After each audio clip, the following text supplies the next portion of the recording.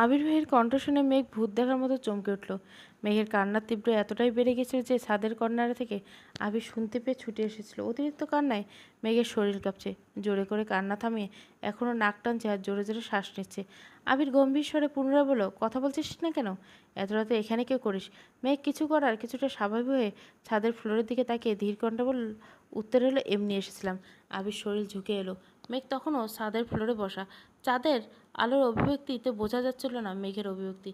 চিবুক নেমেছে গলায়, হাত পা কাঁপছে, ভয় আর কান্নার প্রতিক্রিয়া দুটো অনুভব করছে। আবির আচমকা মেঘের বাহু ধরল, এক টানে দাঁড় করালো মেঘকে। মেঘ শরীরে কম্পন তীব্র হলো, হৃৎপিণ্ড ধুমধাপ বেড়েই যাচ্ছে। চোখ তুলে তাকাতে পারে না। আবির তীক্ষ্ণ দৃষ্টি তাকালো, রাগে কটমাট করতে করতে বলতে লাগলো, তুই কাঁদছিলি কেন? মেঘ উত্তর খুঁজে পায় না। কীভাবে বলবে? আবির ভাইয়ের সিগারেট খাওয়া আর অন্য মেয়ের উদ্দেশ্যে গান গাওয়া, তার ভেতরটা এমনিতেই কান্না আসছে। মেঘ মাথা নিচু করে চুপ করে রইল। আবির দীর্ঘশ্বাস ফেলে স্বাভাবিক কণ্ঠে বলল, তুই কি সবসময় রাত বেরোতে ছাদে আসিস? মেঘ তৎক্ষণাৎ বিদ্যুৎ বেগে তৎক্ষণাৎ মাথা নাড়িয়ে না বোধক সম্মতি জানালো। তারপর আস্তে আস্তে বলল, এই জীবনে কোনোদিন সন্ধ্যার পরে ছাদে উঠিনি আমি। আবির ভাই উদ্বিগ্ন হয়ে কণ্ঠে শুধালো, তাহলে আজ আসলি কেন? মেঘ নিস্তব্ধ নীরব, কিছু বলার সাধ্য নেই বলে দীর্ঘশ্বাস ফেল। এত রাতে ছাদে আসার কোনো অজুহাত খোঁজ পেল না। আবির কয়েক পা এগিয়ে মেঘের অনেকটা ঘনিষ্ঠ হয়ে দাঁড়ালো। আবিরকে এত কাছাকাছি থেকে মেঘ নিঃশ্বাস বন্ধ হওয়ার হাল ধরল। আবির গায়ের গন্ধে মাতাল হওয়া অবস্থা। ভয়ঙ্কর পরিস্থিতি থেকে নিজেকে বাঁচতে দু কদম পিছিয়ে গেল মেঘ।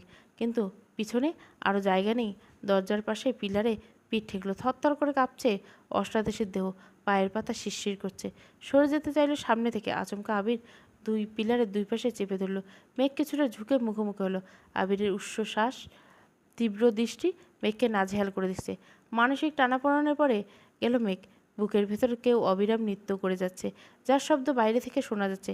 শরীর ঘামতে শুরু করলো। আবির ভাই হঠাৎ শীতল কণ্ঠে বলে উঠল, এত বছর খুব পালাই বেড়াছিস, এখন দেখবি কতটা পালাতে পারিস। আবির ঠান্ডা হুমকিতে কেঁপে উঠল। এই কথা শোনা মাত্র মেঘের শরীর হাই ভোল্টেজে ঝাঁকুনি দিল। মেঘের বক্ষ স্পন্দন জোরালো হতে শুরু করলো। আবির সরু নেত্রে অষ্টাদশের পানে তাকিয়ে বলল, মেঘের টালমাটাল অবস্থা বুঝতে পেরে সামনে থেকে সরে গেল। আবির শক্ত কণ্ঠে ফের বলল, রুমে যা। আবির সরে যেতে স্বস্তি পেল মেঘ। বারবার দীর্ঘশ্বাস ফেলতে শুরু করলো। কয়েক মুহূর্ত পর সিঁড়ির দিকে নামতে গেল গুটি গুটি পায়ে সিঁড়ি। পিছনে তাকিয়ে আবির বুকে সাহস নিয়ে বলল, আবির ভাই। আবির উল্টো দিকে ফিরে বলল, ডাক শুনে বলল, হুম। মেঘ ভয়ে ভয়ে বলল, আমাকে একটু রুম পর্যন্ত দিয়ে আসবেন প্লিজ। আবির বিস্মিত কণ্ঠে বলল, কেন, হাঁটতে পারছিস না? মেঘ মাথা নিচু করে আস্তে ধীরে বলল, ভয় লাগছে। কেন? তেনারা যদি আমাকে ধরে ফেলেন? আবির কয়েক সেকেন্ড থেমে সশব্দে হেসে উঠল। মেঘের আবির মেঘের কথা হাসতে ভাবতে মনে মনে খুশি লাগছে মেঘ। আবির হাসার শব্দে মেঘ অবাক চোখে তাকালো। ততক্ষণে আবির হাসি গায়েব। আবির আক্রমণ ঠাট্টার স্বরে বলল, তো তুই ছাদে আসার সময় কি তেনারা বেড়াতে আইছিল? আবির এমন কথা মেঘ আহাম্মকের মতো তাকিয়ে রাখলো। আবির সহসা বলে বলল, তুই যা, আমি পিছনে আছি। মেঘ আর কিছু বলার সাহস পেল না। দুটো সিঁড়ি নেমে হঠাৎ কিছু একটা ভেবে থমকে দাঁড়ালো। আবির নিরুদ্বেগ কণ্ঠে শোধালো, আবার কী হলো? মেঘ দুবার জোরে জোরে শ্বাস ছাড়লো। মনে তীব্র সাহস নিয়ে পিছন ফিরে তাকালো। আবির ছাদের দরজার পাশে দাঁড়ানো, 6 ফুট লম্বা। তারপর মেঘ বেশ কয়েকটা সিঁড়ি নেমেছে। এখান থেকে আবিরের লম্বা শরীরটা চাদরে হলো সুপারি গাছের মতো মনে হচ্ছে। মনে প্রশ্নকণ্ঠে প্রশ্ন করলো, আবির ভাই, আপনি সিগারেট খান কেন? মেঘের এই কথায় আবিরে যেন ছোটোখাটো টাসকি খেলো। মুহূর্তে গম্ভীর কণ্ঠে বলো, তার জবাব দিয়ে তোকে দিতে হবে? মেঘ এমন কোমল কণ্ঠে বলো, সিগারেট স্বাস্থ্যের জন্য ক্ষতিকর, আর আমি? এটুকু বলে থেমে গেল। আবির কণ্ঠ দ্বিগুণ ভারী করে বলল, আর তুই কি? মেঘ ভয়ে বলল, কিছু না। মেঘ আর কিছু বলল না, সিঁড়ি দিয়ে নামতে ব্যস্ত হলো। মেঘ করিডোরে হাসছে। আবির পেছনে মোবাইলে ফ্ল্যাশ জ্বালিয়ে সিঁড়ির নিচ পর্যন্ত নামলো। মেঘ পেছনে ফিরে আবিরকে দেখার সাহস পাচ্ছে না।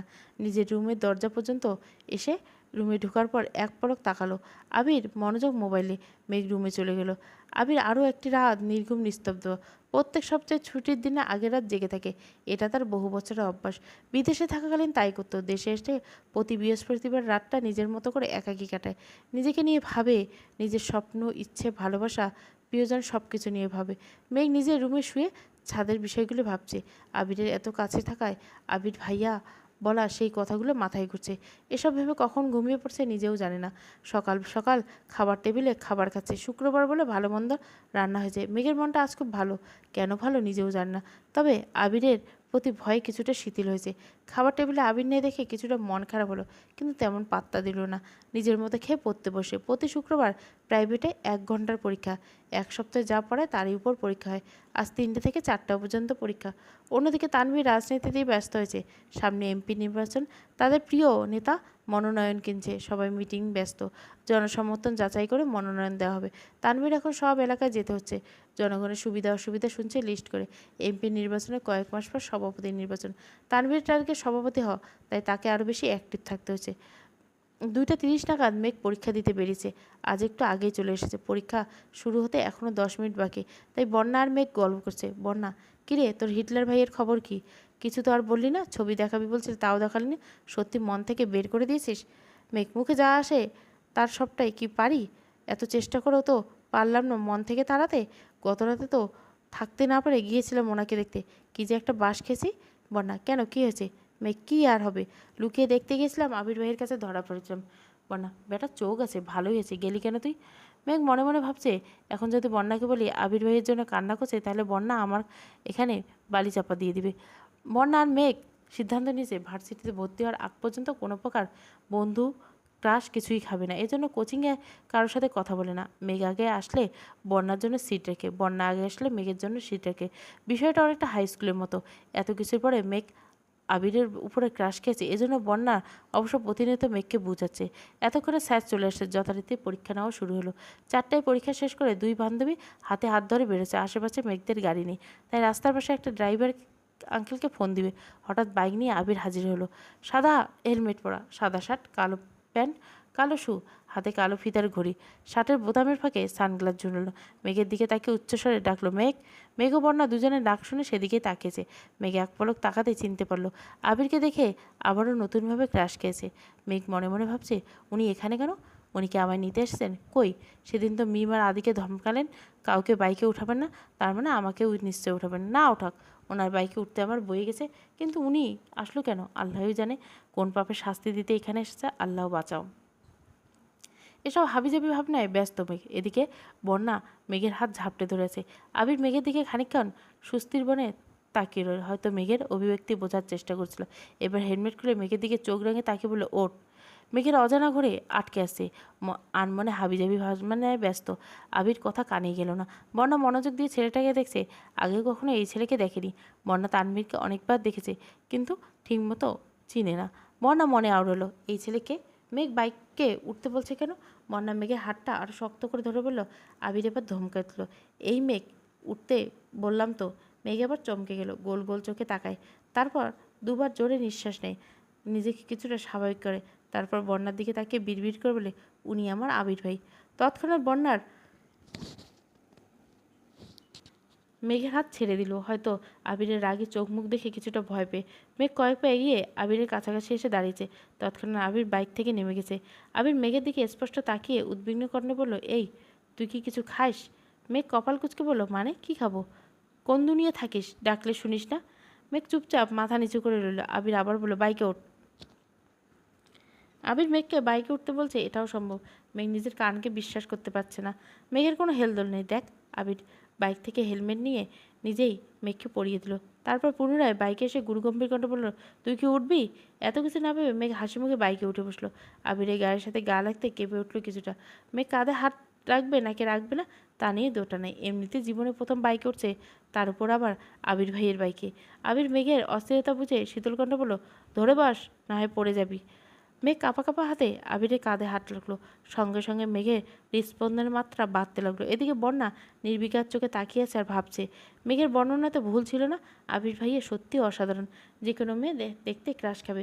কয়েক সেকেন্ডের মধ্যে আবির বাইক স্টার্ট দিল। মনের মধ্যে মেঘ আবিরের কাঁধে হাত চেপে ধরেছে। মেঘ কান যেন শাসা শব্দে মৃদু বাতাস বইছে। প্রথমবার বাইকে ওঠার অনুভূতি অসাধারণ। মেঘ নিভু নিভু চোখে চারপাশে দেখার চেষ্টা করছে। কিছুক্ষণ পর পৌঁছে গেল বসুন্ধরা সিটি কমপ্লেক্স শপিংয়ে। আবির মেঘকে শপিংয়ে নিয়ে আসতে ভাবতে মেঘ আনন্দে আত্মহারা হয়ে যাচ্ছে। এত খুশি রাখার জায়গা পাচ্ছে না। আবির মেঘকে নিয়ে একটা হিজাবের দোকানে গেল। রেগুলার পরার জন্য হিজাব চাইতে দোকানদার জর্জেটের হিজাব বের করে দিল। মেঘের বুঝতে বাকি নেই, পরিবার রবিবারে বলেছিল হিজাব পরে যেতে, কিন্তু মেঘ ওড়না মাথায় দিয়ে যাচ্ছিল। কি করবে সে? মা আর বড় মা ছাড়া মেঘ একা শপিং করে যায়নি, বড় আম্মুরা এখনও শপিং করবে না। তাই মেঘ ভেবেছিল কিছুদিন ওড়না দিয়ে চলে যাবে, তারপর ওনারা শপিংয়ে গেলে হিজাব নিয়ে নেবে। মেঘ বাক্স থেকে বেছে বেছে 3টা আলাদা করছে। এরপর আবিরকে জিজ্ঞাসা করলো, এই 3টা নিব। আবির মেঘের প্রশ্নের উত্তর না দিয়ে দোকানদারকে জিজ্ঞাসা করলো, এগুলোর মধ্যে কয়টা কালার আছে আপনার? দোকানদার বলল, আপাতত 24টা, আপনি চাইলে আরও দিতে পারবো, তবে কিছুদিন লাগবে। আবির স্বাভাবিক কণ্ঠে বলল, সবচেয়ে বড় সাইজের 24টা কালারই হিসাব দেন। আবিরের কথা শুনে মেঘ তড়িৎ বেগে থামলো, তৎক্ষণাৎ চোখ নামিয়ে শক্ত গলা বলল, এতগুলো লাগবে না, 3টা হলে তো চলবে। আবির তীক্ষ্ণ দৃষ্টিতে মেঘের দিকে তাকিয়ে রাগে কটমাট করে বলল, তোকে কিছু জিজ্ঞাসা করছি? আবির রাগে চোখে ভয়ে সিটিয়ে পড়ল মেঘ। আর কিছু বলার সাহস নেই, কিন্তু ভেতর ভেতর ক্রোধে ফুসছে। এখানে তার কোচিং সপ্তাহে 2-3 দিন, 3-4 দিন হিজাব হলেই হবে। 24টা হিজাব নেওয়ার কোনো মানে হয় না। কিন্তু এই হিটলারকে বোঝাবে কে? আবির নিজের পছন্দ করে আরও একটা পার্টি হিজাব নিল। মেঘ মাথা নিচু করে মনে মনে বলল, শুধু আবির বকেই গেল। আবির শপিং ব্যাগগুলো হাতে নিয়ে মেঘকে বলল, চলো। মেঘ মুখের উপর জিজ্ঞাসা করে বলল, কোথায়? আবির রাগান্বিত কণ্ঠে ফের বলল, কোথায় যাব না যাব কি তোরে বলে যেতে হবে? মেঘের নিজের মাথায় নিজে গাঁটটা মেরে বলল, আম্মু, বড় আম্মু আর বন্যার কথার পাল্টা ঝটপট প্রশ্নের উত্তরে অভ্যস্ত, তাই আবিরকে তেমন জিজ্ঞাসা করে ফেলছে। আবির পেছন পেছন একটি জুয়েলারি দোকানে ঢুকলো। আবির ঢুকে একজনকে কি জিজ্ঞেস করলো, আজকে কি নেওয়া যাবে? লোকটা হাসি মুখে উত্তর দিল, জি ভাইয়া, 2 মিনিট বসুন, আমি বের হয়েছি। 2 মিনিটের মধ্যে লোকটা পুনরায় প্রশ্ন করলো, ভাইয়া প্যাকিং করে দেবো? আবির তৎক্ষণাৎ জবাব দিল, প্যাকিং লাগবে না, রেডি হলে আমাকে দেন। লোকটা একজোড়া নুপুর আবিরের দিকে এগিয়ে দিল। মেঘ উৎসুক জনতার ন্যায় নুপুর দুটো দেখছে। অনেকটা মোটা সুন্দর ডিজাইনের দুটো নুপুর। আগর আকস্মিক কাণ্ড থেকে মেঘ কারেন্ট খাম্বার নাই স্তব্ধ হয়ে দাঁড়িয়েছে। আবির এক হাঁটু ফ্লোরে আরেকটা পা স্বাভাবিক করে রেখেছে, যেভাবে প্রপোজ করে সেভাবে। সহসা মেঘের এক পা নিজের হাঁটুর উপর রেখে একটা নুপুর পরিয়ে দিল। এদিকে মেঘের নিঃশ্বাস বন্ধ হওয়ার অবস্থা, হৃৎপিণ্ডের কম্পনতা তীব্র। বুঝতে পেরে মনে হচ্ছে এই যাত্রা আর বাঁচবে না। আবিরকে না করার শক্তিটুকু পাচ্ছে না। মেঘ খাম্বার মতো স্থির, যা হওয়ার পর শরীরের ভিতর রক্ত সঞ্চালনের মাত্রা বাড়ছে। মনে হচ্ছে এই বুঝি প্রেশার বেড়ে যাবে দ্বিগুণ। দুপায়ে নুপুর পরিয়ে আবির বসলো। মেঘের দিকে তাকিয়ে শক্ত কণ্ঠে বলল, দেখ কেমন লাগছে। মেঘ তখনও নিষ্পলক চোখে আবিরের দিকে তাকিয়েছে। আবির আগে ফুঁসতে ফুঁসতে দাঁতে দাঁত চেপে বলল, তোকে নুপুর দেখতে বলছি, আমাকে দেখতে না। আবিরের কথা দোকানদার জোরে হাসি শুরু করলো। ততক্ষণে মেঘ স্বাভাবিক হলো, পরিস্থিতি বুঝতে পারে তাড়াতাড়ি পায়ের দিকে তাকালো।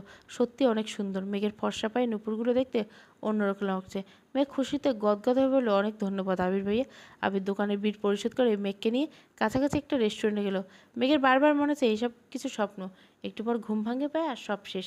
রেস্টুরেন্টে বসে আবির মেঘের দিকে তাকিয়ে মেনু কার্ড এগিয়ে দিয়ে ধীর কণ্ঠে বলল, তোর যা খেতে ইচ্ছা অর্ডার দেয়। মেঘ নিজের পছন্দের মতো কাচ্চির সাথে বোরহানির কথা বলল। আবির ওয়েটারকে থেকে 2 কাচ্চি দিতে বলল, সাথে 2 গিলাস বোরহানি। মেঘ উত্তেজিত কণ্ঠে জিজ্ঞাসা করলো, আবির ভাই, আপনি কি কাচ্চি পছন্দ? আবির বিরক্ত হয়ে বলল, আমার পছন্দ অপছন্দ জেনে তোর কাজ নেই। মেঘ সহসা মেঘের মুখটা চুপসে গেল।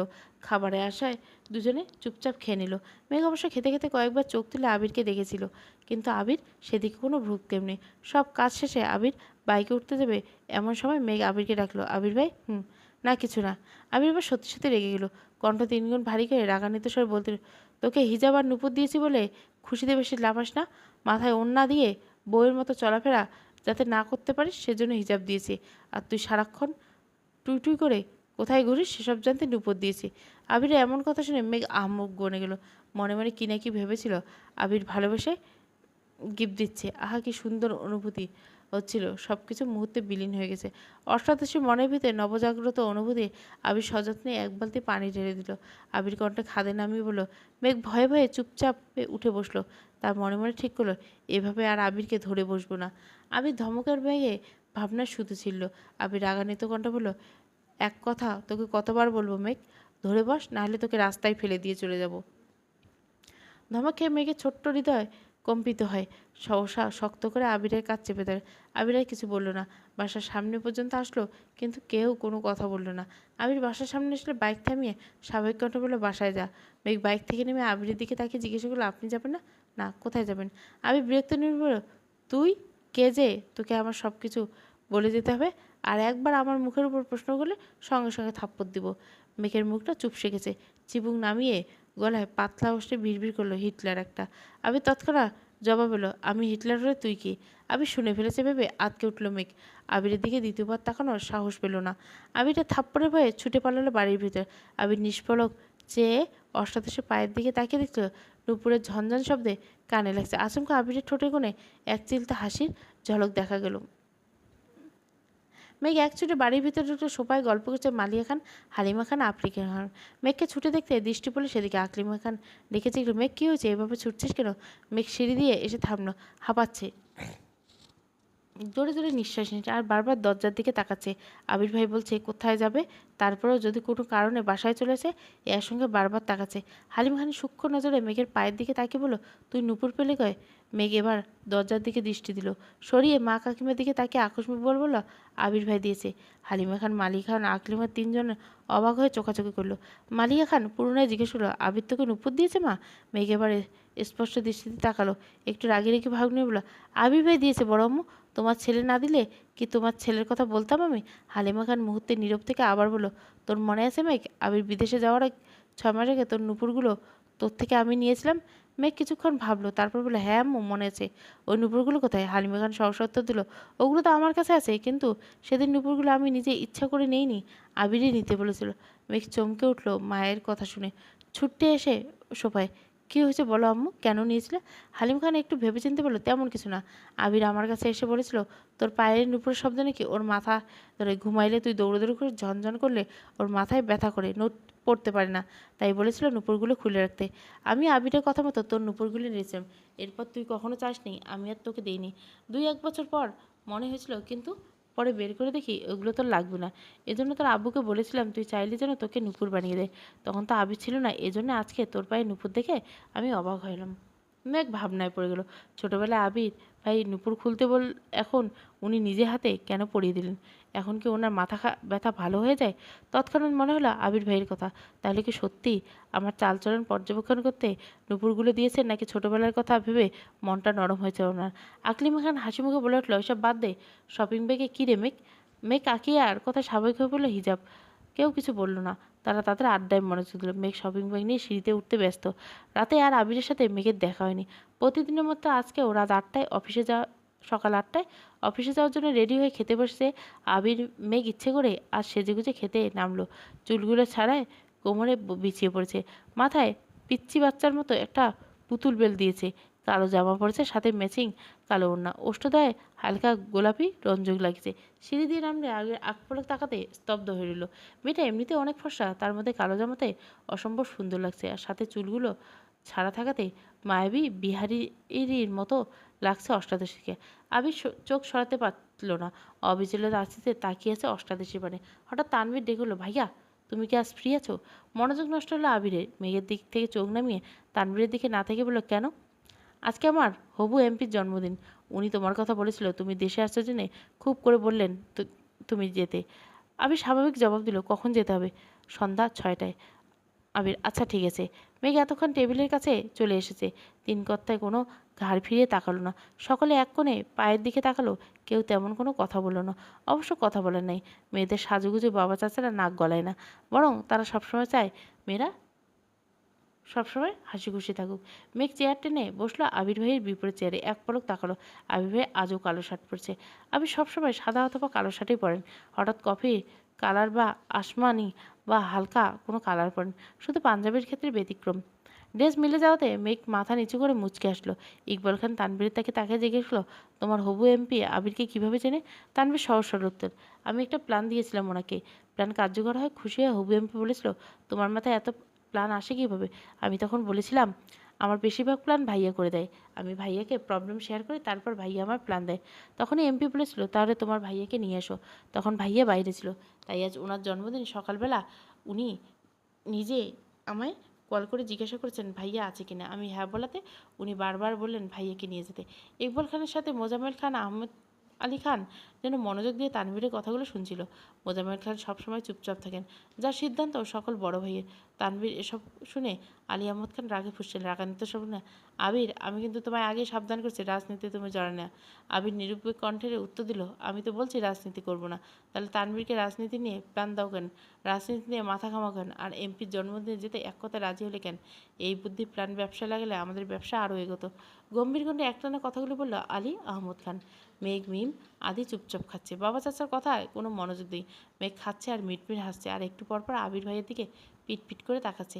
আলী আহমদ খানের কথায় আবির খাবারের প্লেট থেকে চোখ তুলে রাশভারী কণ্ঠে বলা শুরু করলো, তোমাদের কয়েক বছর যাবৎ একটা সমস্যা। তানভীর কেন রাজনীতি করে মেইন কথা, তোমরা রাজনীতি পছন্দ করো না, কিন্তু আমি মন থেকে চাই তানভীর রাজনীতি করুক, আর সেটা মাঝপথে ছাড়ার জন্য না। সভাপতি, এমপি, মন্ত্রী পদে নিজস্ব সাফল্য বয়ে আনুক। আমার বিশ্বাস আমার ভাই সফল হবে ইনশাআল্লাহ। কয়েক সেকেন্ডে আবার বলা শুরু করলো, প্রতিটা বিষয়ে আমরা নিজেরা যখন ভাবি, নিজের একতরফা মনে হয় আমি যা ভাবছি সেটাই ঠিক, এটা করলে পারফেক্ট, কিন্তু সব দিক থেকে সেটা পারফেক্ট নাও হতে পারে। তাই তানভীর পরিস্থিতি বুঝে যা ভাবে সেটা আমাদের জানায়। যদি ভাবনা ঠিক থাকে তাহলে আমরা বলি ঠিক আছে, আর না হলে সাজেশান দিই, এটা না করে ওটা করো, এইটুকু। এই কথা তানভীর চাইলে আমায় না বলতে পারতো, কমিটির লোকজনকে বলতে পারতো। তানভীর যেহেতু ইচ্ছে সভাপতি হয়, তার সব সভাপতি জানলে সে কাজ করবে, এখন তানভীরের নাম করবে না। এই জন্য তানভীর আমায় শেয়ার করে। আরেকটা বিষয় হলো ব্যবসা।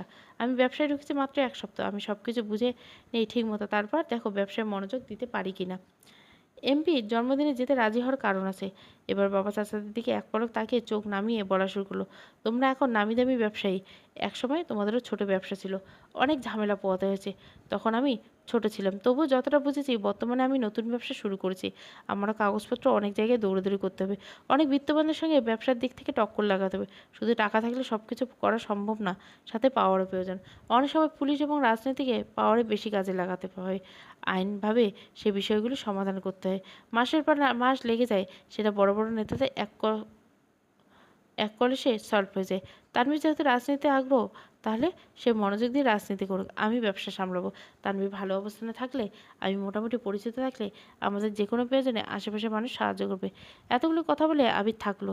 মেঘ হা করে তাকিয়ে আছে আবির ভাইয়ের দিকে। কি দুর্দর্শী চিন্তা ভাবনা! আবির ভাইয়ের মেঘ মনে মনে নিজেকে বাহাদুর দিচ্ছে। আবির ভাইয়ের জন্য হিটলার নামটা একদম ঠিকঠাক। আলী আহমদ খান, মোজাম্মেল খান, ইকবাল খান তিনজনে অবাক চোখে তাকিয়েছেন। ইকবাল খান সাহসের থেকে বললেন, দেখছো ভাইয়া, আবিরের চিন্তা ভাবনা কতদূর আগের থেকে ভেবে চিন্তে মাঠে নেমেছে। তুমি খামোখা চিন্তা করো ওর জন্য, দেখবে আমাদের ব্যবসাতে খুব শীঘ্র পরিবর্তন আসবে ইনশাআল্লাহ। আলী আহমদ খান আর কথা খুঁজে পেলেন না, খাওয়া শেষ করে উঠে গেলেন। মোজাম্মেল খান তানভীরের দিকে তাকিয়ে বললেন, আমাদের মান রাখিস, আবিরের মান রাখিস অন্তত। তানভীর শীতল কণ্ঠে জবাব দিল, আমি সর্বোচ্চ চেষ্টা করব ভাইয়াকে সব দিক থেকে সাহায্য করার। সকলে নীরব। এতক্ষণ মোটামুটি সবার খাওয়া শেষ, সবাই সবার মতো উঠে যেতে লাগছে। আবির খাওয়া শেষ হতেই যেই না উঠতে দেবে, নজর পড়লো অষ্টাদশীর পানে। কাজল পরিচিত টানা টানা চোখ গম্ভীর দৃষ্টিতে তাকিয়েছে আবিরের দিকে। আবির টেনে হিসড়ে দৃষ্টি সংযত করলো, হালকা কেসে দিয়ে।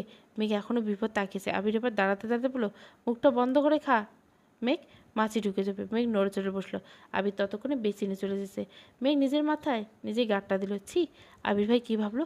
যতই মন শক্ত করে আহম্মকদের মতো আবির ভাইয়ের দিকে তাকিয়ে থাকবে ভাবি, যতই আবির ভাইয়ের কাছ থেকে বেকুব শাসি, সেই যে মাথা নিচু করে খাচ্ছে আর মনে মনে নিজেকে বকতে ব্যস্ত।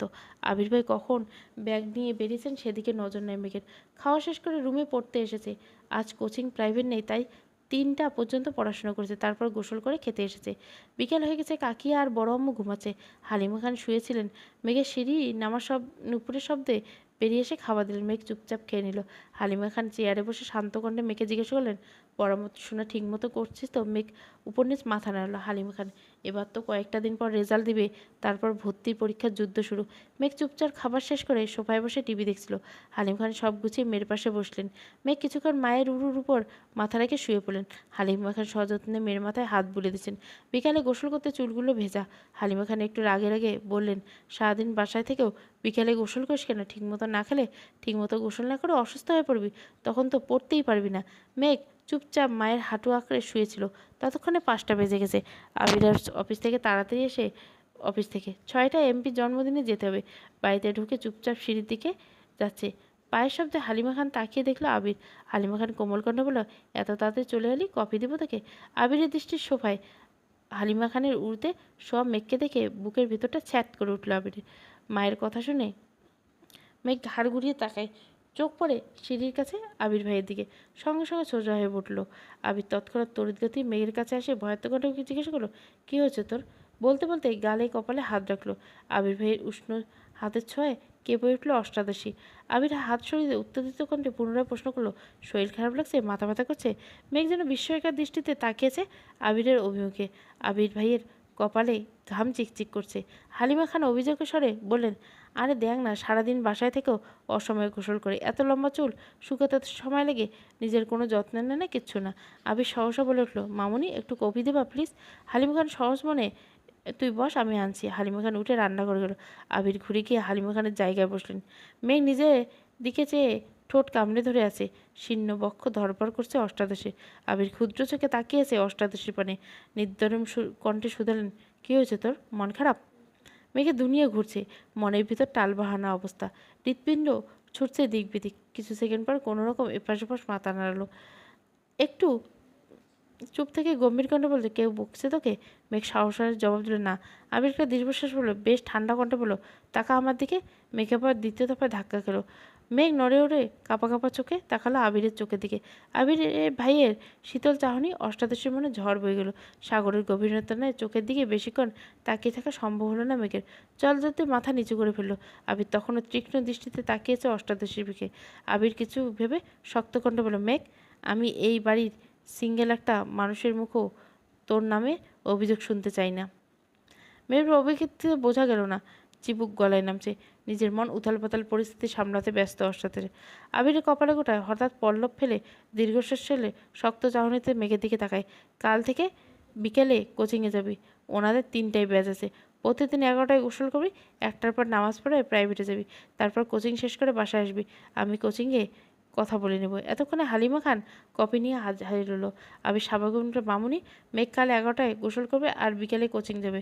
আর ওর গোসল টাইম যদি 1 মিনিট এদিক ওদিক হয়, তুমি সঙ্গে সঙ্গে আমায় কল করবে। এটুকু বলে কপি কাপ নিয়ে সিঁড়ি দিয়ে ধপধপ করে উপরে চটে গেল। মেঘের হৃৎপিণ্ড দুভাগ হয়ে গেল আবির ভাইয়ের কথায়। এতদিন মনের ভেতরে মধ্যে তুফান চালিয়েছে এই লোকটা, এখন মেঘের জীবনে তুফান চালাচ্ছে। বন্যা তো 10টায় বেঁচে যাবে, এখন একা একা বিকালে পড়তে যাবে। এখানে তো কাউরি চেনে না, ভাবতে আহত হলো মনটা। ঠায় সোপায় হেলান দিয়ে বসে আছে মেঘ। হালিমা খান মেঘকে 1 কাপ কফি দিলেন, এনিয়ে দিলেন। মেঘ কিছুটা স্বাভাবিক হয়ে কফি খাওয়াতে মনোযোগ দিল। কিছুক্ষণ পর সিঁড়ি দিয়ে উঠছে রুমে যাওয়ার উদ্দেশ্যে। তখনই সিঁড়ি দিয়ে ব্যস্ত পায়ে নামছে আবির ভাই। এমপির জন্মদিনে অনুষ্ঠানে যাওয়ার জন্য রেডি হচ্ছে।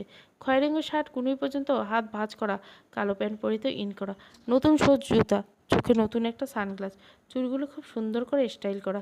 এক পলক তাকাতে মেঘ থমকে দাঁড়ালো সিঁড়ির দিয়ে। আবির ভাই এক হাত পকেটে, অন্য হাতে আঙুলে বাইকের চাবি ঘোরাতে ঘোরাতে মেঘের পাশ দিয়ে নেমে গেল। মেঘ ওখানে দাঁড়িয়ে পড়ছে, বডি স্প্রে তীব্র গন্ধে ঘাড় ঘুরিয়ে তাকালো আবিরের দিকে। যতক্ষণ দেখা গেল না ততক্ষণ স্থির দৃষ্টিতে দাঁড়িয়ে রইল। বিড়বিড় করে বলল, ওনার যন্ত্রণা আমাকে পাবনা যেতে হবে মনে হচ্ছে। কিছুক্ষণ পর মেঘ রুমে চলে গেল। তানভীর সারাদিন বাসায় ফিরতে পারেনি। সে যে সকালে বের হয়েছিল, সারাদিনই নির্বাচনের কাজে ব্যস্ত। বিকেলে বেরিয়েছে, তারপর থেকে জন্মদিনের অনুষ্ঠানের কাজে ব্যস্ত। কোথায় কী রাখবে, কী করবে ভাবে। সভাপতি, সাধারণ সদস্য সকলে ব্যস্ত। অনুষ্ঠানের শুরু পর্যায়ে আবির উপস্থিত হলো। আবিরকে দেখে তানভীর ছুটে এসেছে, পরিচয় করিয়ে দিয়েছে হবু এমপির সাথে। হ্যান্ডশেক করে দুজনে মত বিনিময় করলো সুরগর। অনুষ্ঠান ভালো ভালো শেষ হলো। বেশ কিছু ছবি তোলা হলো এমপির ফ্যামিলির সাথে। আবির, তানভীর, এমপি দুজনের পাশে কেক খাওয়ানো হলো। আরও অনেক ছবি তোলা হচ্ছে। সেটা থেকে 4টা ছবি ফেসবুকে আপলোড করেছে, সাথে জন্মদিনের ক্যাপশন দিল। অনুষ্ঠান শেষে তানভীর বলল, ভাইয়া তুমি আমার বাইকে লিফট দিবা নাকি রিক্সায় যাবো? আবির এক মুহূর্তে ভেবে উত্তর দিল, আজ থেকে যেতে পারি, সমস্যা নেই। তানভীর খুশিতে আত্মহারা হয়ে গেল। 10 দিনের মাথায় ভাইয়া বাইকে ওঠার অনুমতি পেল। বাইক চালাতে চালাতে আবির গম্ভীর কণ্ঠে তানভীরকে বলল, তোর কাছে মেঘের বান্ধবীর নাম্বার আছে? তানভীর স্বাভাবিক বলে, হ্যাঁ আছে, কেন ভাইয়া? আবির রাশভারী কণ্ঠে বলল, তুই তাকে কল করে বলিস কাল থেকে 3টায় কোচিংয়ে যায়। মেঘের ব্যাচ টাইম চেঞ্জ করে দিয়েছি, সাথে তারটাও।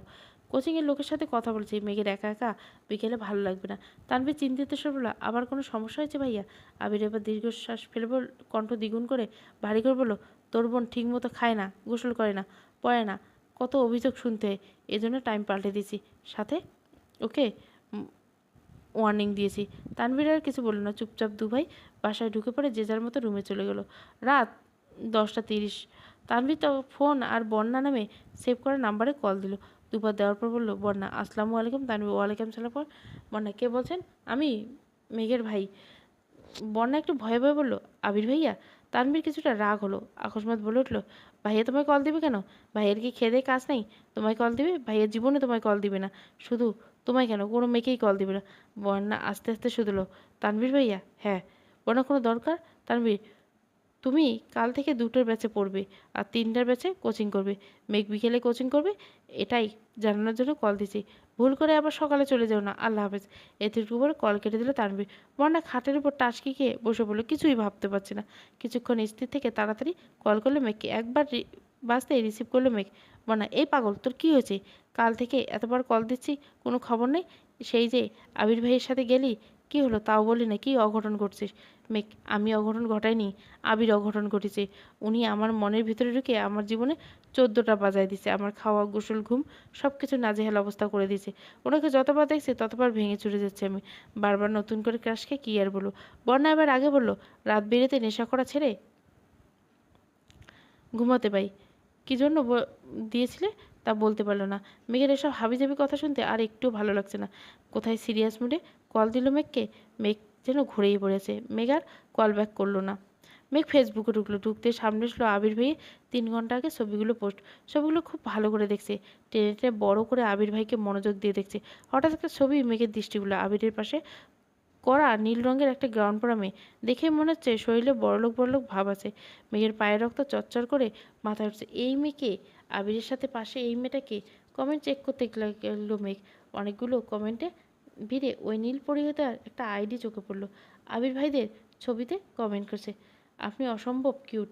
ইচ্ছে করছিল আপনাকে সবসময়ের জন্য রেখে দিই। ইচ্ছে হলো বেড়াতে আসবেন, আর সম্ভব হলে ফ্রেন্ড রিকোয়েস্ট অ্যাকসেপ্ট করবেন।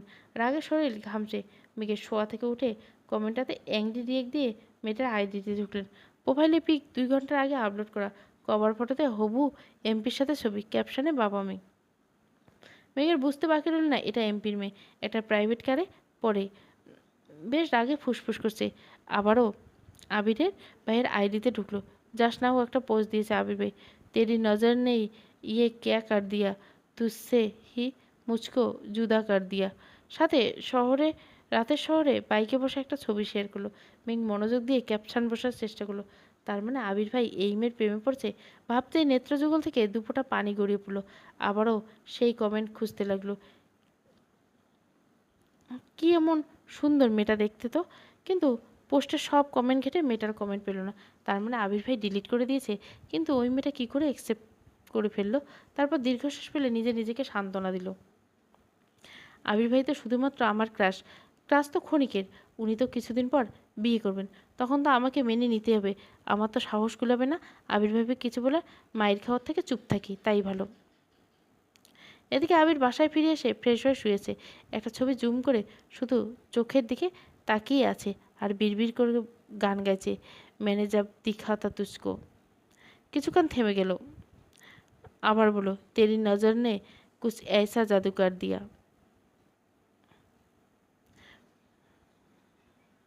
প্রতিদিনের মতো আজও খাবার টেবিলে একসাথে খেতে বসছে সকলে, কিন্তু মেঘের মাথায় আজ অন্য প্ল্যান ঘুরছে।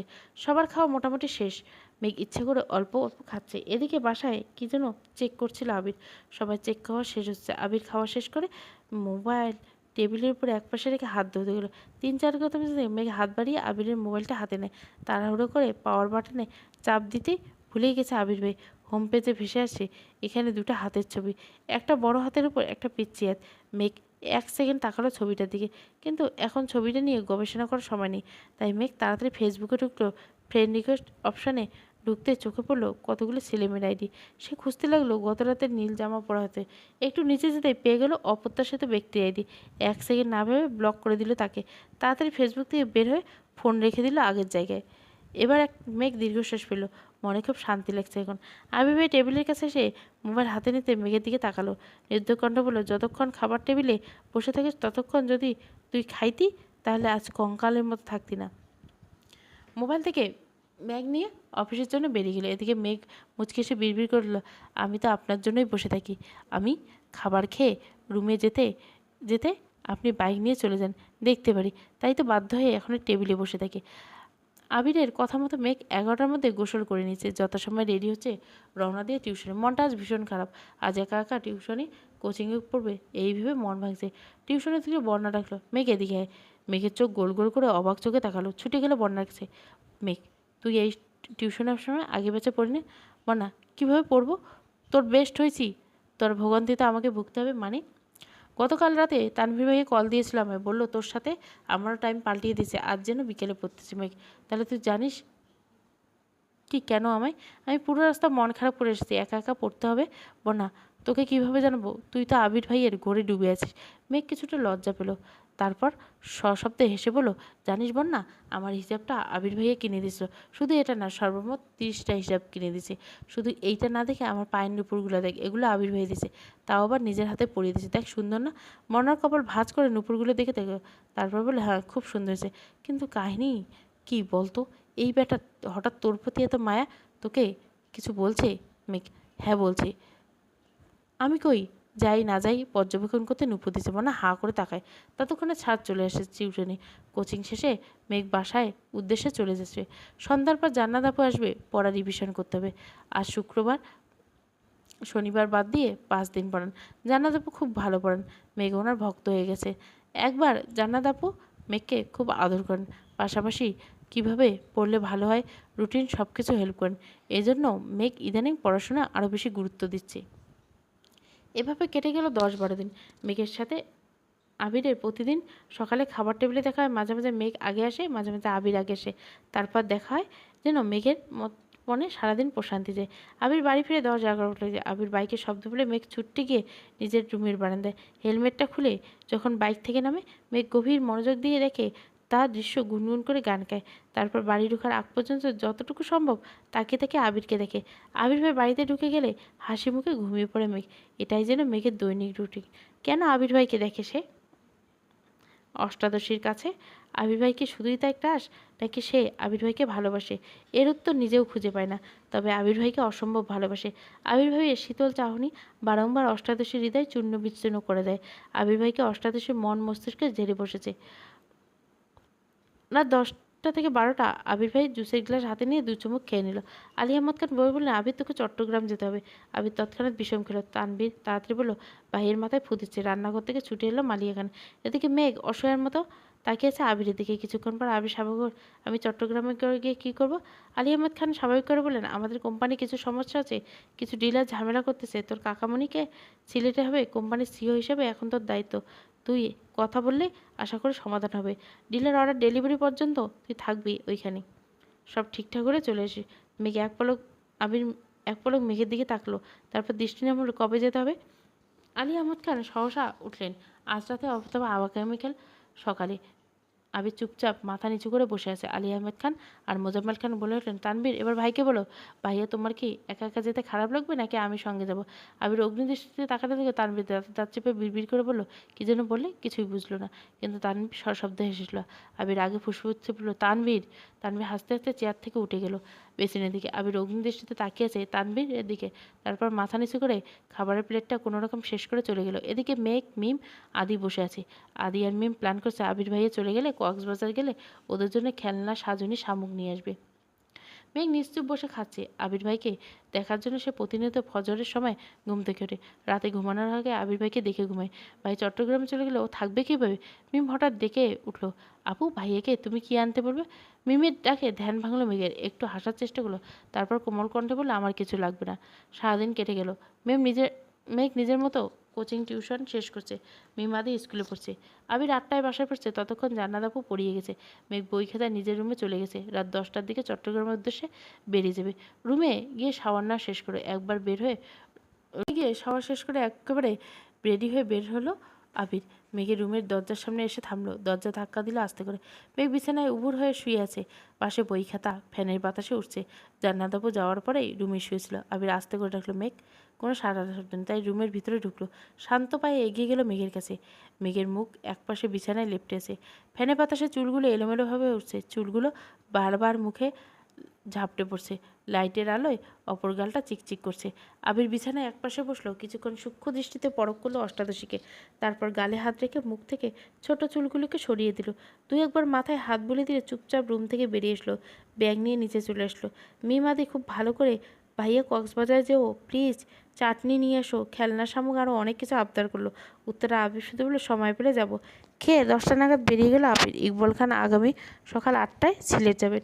আবির বাবার কোম্পানি ঢাকার বাইরে 3টে শাখা আছে, সিলেট, চট্টগ্রাম এবং রাজশাহী। ইকবল খানকে বেশিরভাগ সময় বিভিন্ন জায়গায় দৌড়াদৌড়ি করতে হয়, কখন চট্টগ্রাম, কখন রাজশাহী, কখন সিলেট। বাকি সময় বাড়িতে থাকেন হেড অফিসে। এই 2 শাখাতে যেতে হলে কখনো মোজাম্মেল খানকে যেতে হয়। তবে আলী আহমদ খান এখন আর ঢাকার বাইরে যান না। আবিরের সাথে উনি চাইছেন আবির সব দায়িত্ব বুঝে নেক। রাত 11টায় মিম এসে ডাকছে, আপু ওটা খাবে না? মেয়ে ঘুম ঘুম চোখে মিমের দিকে তাকায়। মিম বলে, 11টা বাজে, তুমি খাবে না? আম্মু, বড় আম্মু সবাই বসে আছে তোমার জন্য, আমি খাইনি, আসো। 11টায় ঘুম থেকে উঠে মেঘের ঘুম উদা হইল।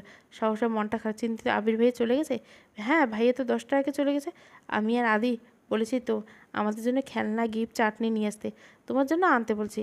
ভাইয়া বলেছে সময় পেলে কক্সবাজার। মেঘের মনটা চূর্ণ বিচূর্ণ হয়ে গেল। মনে মনে ভাবলো, কেন যে শুইতে গেল, না ঘুমালে তো ভাইয়াকে দেখতে পারতাম। আমি কি ঘুমিয়েছিলাম তাতে কি? আবির ভাইকে আমায় বলে যেতে পারতো না? মিম আবারও ডাকলো, আপু খেতে আসো। মেঘ পিন পিন স্বরে বলল, আমার খিদে নেই, খাবে না? তুমি খেয়ে নে, ওদের বল খেয়ে নিতে, আমি ঘুমাবো, আমার লাইটটা অফ করে দে। মিম মন খারাপ করে চুপচাপ লাইট অফ করে চলে গেল।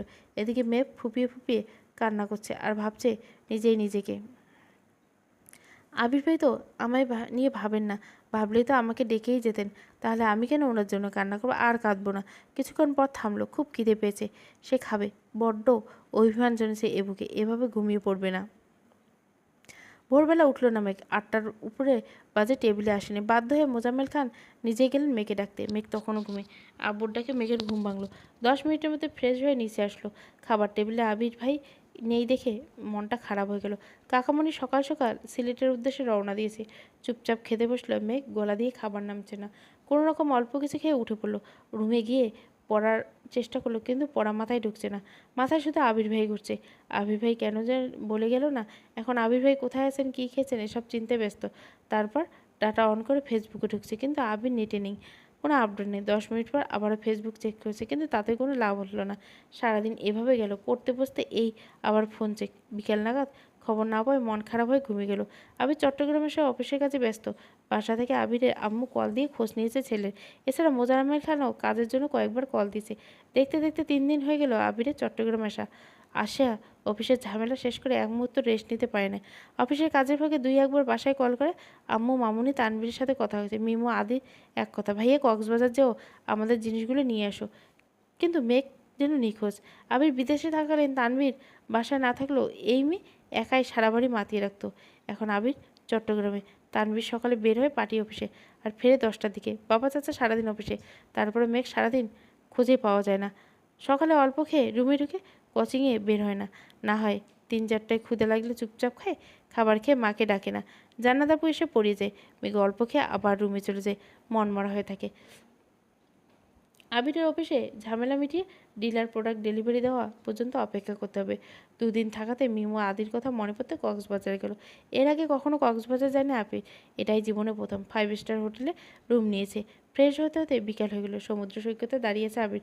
প্রাকৃতিক সৌন্দর্যের রূপ একটা সুসজ্জিত বিশ্ব সৈকত কক্সবাজার। আবির সমুদ্রের ঢেউয়ের সঙ্গে গোধূলি বেলায় সূর্যাস্ত দেখে বিহমিত। অসংখ্য প্রাপ্তি, ক্লান্তি, হতাশা বিকীর্ণ হয়ে আছে আবিরের মনে। সমুদ্রের পানিতে অস্তমিত সূর্যের অপরূপ দৃশ্য উপভোগ করছে। কিছুক্ষণ পর আবিরের ফোনে কল এলো। প্যাকেট থেকে ফোন বের করে তানভীর কল। তানভীর, আসসালামু আলাইকুম। ওয়ালাইকুম আসসালাম। কোথায় আছো? কক্সবাজার আসছি, একটু দরকার ছিল। বল। এমপির মেয়ে নাকি তোমার রিকোয়েস্ট দিচ্ছে, তুমি নাকি তাকে ব্লক করে দিয়েছো। আজ এমপির বাসায় গেছিলাম, মেয়ে তো তোমার কথা জিজ্ঞাসা করতেই আমায়। তুই কি বলছে? আমি প্রথমে তো এমনিতে বোঝানোর চেষ্টা করতে, কিন্তু মানছেই না। বাধ্য হয়ে বলছি তুমি আরেকজনকে পছন্দ করো, তার সাথে তোমার বিয়ে। আবির, আচ্ছা ঠিক আছে। তানভীর, কিন্তু একটা সমস্যা আছে ভাই। আবার কি সমস্যা? তানভীর, এমপির মেয়ে যদি এমপিকে বলে যে উনি যদি আমায় জিজ্ঞাসা করে তখন কি বলবো? যদি মেয়ের কথা জিজ্ঞাসা করে তখন কি বলবো? আবির, প্রথমত এমপির কোনো সময় এসব নিয়ে মাথা ঘামাবে না। আজ যদি শুনে ছেলে অন্য কাউকে পছন্দ করে তাহলে আর কিছুই করবে না। তানভীর তারপর যদি জিজ্ঞাসা করে ফেলে তখন কি বলবো? বলবি তোর বোনের সাথে বিয়ে ঠিক। তানভীর তারপর? তারপর আবার কি? বাকিটা সামলে নিব। তানভীর যদি ফোর্স করে? আবির একটু গম্ভীর কণ্ঠে বলে, বেকুবের মতো কথা বলিস না তানভীর। এমপির মেয়ে হোক আর মন্ত্রী মেয়ে হোক, তার জন্য কি তুই নিজের ভালোবাসা কোরবানি করবি নাকি? আজব। তানভীর আর কথা বাড়ালো না। আচ্ছা ভাইয়া, এখন রাখি, আল্লাহ হাফেজ। আল্লাহ হাফেজ। কল কেটে ডাটা অন করে ফেসবুকে ঢুকলো। কেন জানি না মনে হলো ব্লক লিস্ট চেক করে। ব্লক লিস্টে ঢুকতে চোখ পড়লো প্রথম আইডি মেয়ের। 2 সেকেন্ড ভাবলো, সে তো শুধু কমেন্ট ডিলিট করেছে, ব্লক তো করেনি। এটা তো মেঘের কাজ। তা বুঝতে বেশিক্ষণ সময় লাগলো না, কিন্তু ফোন পেলো কই? আর কিছুক্ষণ ভাবার পর মনে পড়লো টেবিলের উপর ফোন রেখে যাওয়ার ঘটনা। তার মানে সেদিনই ব্লক করছে। অজান্তে ঠোঁটের কোণে এক চিলতে মুচকি হাসির ঝলক দেখা দিল। আস্তে আস্তে বলল, এই সামান্য বিষয়ে জ্বলে উঠলে সইবি কীভাবে এত ঝড়ঝানটা? এত তাড়াতাড়ি তো তোকে আমার করে নিব না। আমার খুব বেশি কষ্টও দিব না তোকে। অন্ধকার নেমেছে বিছে। একটু হাঁটাহাঁটি করলো আবির। ভাই বোনের জন্য কিছু কেনাকাটা করলো। তারপর হোটেলে চলে এসলো। কেটে গেল 2 দিন। আবির বাড়ি নেই নিহাত 6 দিন। অষ্টাদশীর মন বিচ্ছিন্নতায়। খায় না, ঠিকমতো পড়াশুনো করে না, মোবাইলে চাপে না, কথাও বলে না কার সাথে, শুধু টিউশনি আর কোচিংয়ে যায় এইটুকু। আজ সকাল থেকে মনটা মাত্রাতীত খারাপ। তানভীর ডেকে এনে খাবার টেবিলে বসেছে। তানভীর সকালে পার্টি অফিসে দৌড়াদৌড়ি করে মেঘকে কিছু বলে না। মেঘ এখন আর আগের মতো বকে না। মেঘ যেমন পাল্টে গেছে, তানভীরও পাল্টে গেছে। মেঘ খাবার টেবিলে বসে কোনো কথা না বলে অল্প খেয়ে নেয়। তানভীর মোজাম্মেল খানকে প্রশ্ন করে, আব্বু ভাইয়া কবে ফিরবে? মোজাম্মেল খান যথারীতি জবাব দেয়, কাজ হলে ফিরবে, আর কাজ এখনও শেষ হয়নি। মেঘের হৃদয়ে রক্তক্ষরণ হচ্ছে। কয়েকটা দিনে আবিরের ভাইয়ের শূন্যতা খুব কষ্ট ভোগাচ্ছে অষ্টাদশীকে। টিউশন শেষ করে কোচিংয়ে গেল 2 বান্ধবীর সাথে। বন্যা বারবার জিজ্ঞেস করেছে, কী হয়েছে তোর? মেঘ শুধু মাথাটা নাড়ছে, একটা কথাও বলছে না। একটা ক্লাস শেষ হয়ে স্যার বেরিয়ে যাওয়া ওষ্ঠ উল্টিয়ে কান্না শুরু করলো মেঘ। প্রথম ফুপিয়ে ফুপিয়ে কাতলে নিজেকে বেশিক্ষণ কন্ট্রোল করলে পারল না। কান্নার মাত্রা বেড়ে গেছে, শ্বাস নিতে পারছে না। মেঘের এই অবস্থা থেকে আটকে উঠল বন্যা। মেঘকে নিয়ে ওয়েটিং রুমে চলে গেল। ওখানে যাওয়াতে বাঁধ ভাঙা কান্না শুরু হলো মেঘের। বন্যা কোনোভাবে শান্ত করতে পারছে না। 10-15 মিনিট স্থির হয় এই কান্না। তারপর কিছুটা থেমেছে, জোরে জোরে শ্বাস নিচ্ছে। একটু কাঁদলে মেঘের কষ্ট শুরু হয়। বন্যা মাথায় হাত বলে, তো শান্ত, কী হয়েছে তোর, এভাবে কান্না করছে? মেঘ ফুপিয়ে ফুপিয়ে উত্তর দিল, আমার খুব কান্না পাচ্ছে। বন্যা ভুরুকুচকে, কান্না তো পাচ্ছে, দেখতে পাচ্ছে, কিন্তু কেন সেটা বল। মেঘের গম্ভীর জবাব, জানি না। বন্যা নিজেকে কন্ট্রোল করে আবারও প্রশ্ন করলো, রেজাল্ট নিয়ে চিন্তাই করছিস, নাকি চান্স পাওয়া নিয়ে, নাকি বাসায় কেউ বই করছে? আবারও কাঁদছে মেঘ। কাঁদতে কাঁদতে বললো, আমি আবির ভাইয়াকে খুব মিস করছি বন্যা। উনি ফেসবুকে আসেন না। আমি ওনাকে না দেখে, ওনার কথা না শুনে থাকতে পারছি না। বন্যা এবার অবুঝ বাচ্চার মতো হাসলো। তারপর বললো, মিস করছিস তো কল দে। মেঘ কাঁদতে কাঁদতে বললো, উনি কি আমার সাথে কথা বলবেন? বন্যা এবার সশব্দে হাসলো। উনি কথা বলবেন কি বলবেন না এসব যদি ভাবিস, তাহলে উনি কি ভাববেন? মেঘ এবার মুখ তুলে তাকালো বন্যার দিকে। বন্যা আবার হাসতে হাসতে বলল, বেবি তুমি তো আবির ভাইয়ের প্রেমে হাবুডাবু করছো। সাবধানে বান্ধবী, ডুবে যেও না, সামনে কিন্তু পরীক্ষা। মেঘ ভেঙচি কেটে বলল, আমি আবির ভাইকে ভালোবাসি। এটুকু বলে থেমে গেল। বলা না কথাটা খুব চেষ্টা করলো, কিন্তু বলতে পারল না। বন্যা বলল, তাহলে চল বাসায়, ক্লাস করতে হবে। ফোন দে, আমি ড্রাইভার আঙ্কেলকে কল দিচ্ছি। তারপর মেঘ গাড়ি দিয়ে বন্যা এসে ক্লাসটা শেষ করলো। মেঘ বাসা আসে ফ্রেশ হয়ে মায়ের রুমে ঘুমাচ্ছিল। হালিমা খান ঘুমাচ্ছিল। মেঘ মায়ের হাতের উপর হাত রেখে মাকে জড়িয়ে ধরে শুয়ে আছে। হালিমা খান ঘুমের মধ্যে একবার চোখ খুলে দেখলেন মেঘকে, দেখে মেঘের পিঠে বরাবর জড়িয়ে ধরে ঘুমিয়ে পড়লেন। অনেকক্ষণ কান্না করে মেঘ ক্লান্ত ছিল, সেও মাকে জড়িয়ে ধরে ঘুমিয়ে পড়ল। বেশ কিছুক্ষণ পর মেঘের ঘুম ভাঙে। ততক্ষণ হালিমা খান সজাগ হয়ে গেছেন। শুয়ে শুয়ে মেঘের মাথায় হাত বুলিয়ে দিচ্ছেন। মেঘ সচরাচর মায়ের কাছে শুতে চায় না, খুব বেশি মন খারাপ থাকে তখনই আসে। মেঘের ঘুম থাকতে হালিমা খান বললেন, তোর কি শরীর খারাপ? মেঘ মাথা নেড়ে না করলো। হালিম খান পুনরায় বললেন, রেজাল্ট নিয়ে চিন্তা? মেঘ আবারও নেড়ে না করলো। মেঘ এবার মাকে শক্ত করে জড়িয়ে পড়ল। আম্মু আবির ভাই কবে আসবে? মেঘের প্রশ্নে হালিমা খান মুচকি এসে বললেন, কেন, ভাইয়ের জন্য পেট পুড়ছে? মেঘ মনে মনে বলল, পেটের সাথে মনটাও পুড়ছে আম্মু। মেঘ নীরব দেখে হালিমা খান বললেন, দুপুরে তো কথা হলো, বললো আর 2-4 দিন লাগবে। কথাটা শুনে সহসা মেঘের মনটা খারাপ হয়ে গেল। নিজেকে সামনে বলে, আম্মু আবির ভাইকে কল দাও না প্লিজ। হালিমা খান, বিকেলেই তো কথা হলো, এখন আবার কল দিয়ে কী করবো? ছেলেটা মনে ব্যস্ত। আম্মু প্লিজ দাও না। হালিমা খান নিজের ফোন হাতে নিয়ে কল দিল আবিরকে। লাউড স্পিকারে দিয়েছে। কয়েকবার রিং হতে রিসিভ হলো। আবির, আসসালামু আলাইকুম মামুনি। আবির ভাইয়ের কণ্ঠটা শুনে মেঘের বক্ষজোড়া জোরালো হালিমা খান। ওয়ালাইকুম সালাম। ব্যস্ত আছি বাবা? হ্যাঁ হ্যাঁ, কেন? হালিমা, মেঘ একটু তোর সাথে কথা বলবে। আবির, ঠিক আছে দাও। হালিমা খান মেঘের দিকে এগিয়ে দিতে মেঘ কাঁপা কাঁপা হাতে ফোনটা নিল। সঙ্গে সঙ্গে লাউড স্পিকার অফ করে দিল মেঘ। মেঘ ধীর কণ্ঠে বলল, হ্যালো। আবির তৎক্ষণাৎ রেগে মেগে বলল, হ্যালো কী রে? প্রথমে কল দিয়ে সালাম দিতে হয় এটাও জানিস না? আবিরের ধমকে চুপসে গেল মুখটা। আস্তে ধীরে বলল, আসসালামু আলাইকুম। আবির গম্ভীর কণ্ঠে উত্তর দিল, ওয়ালাইকুম সালাম।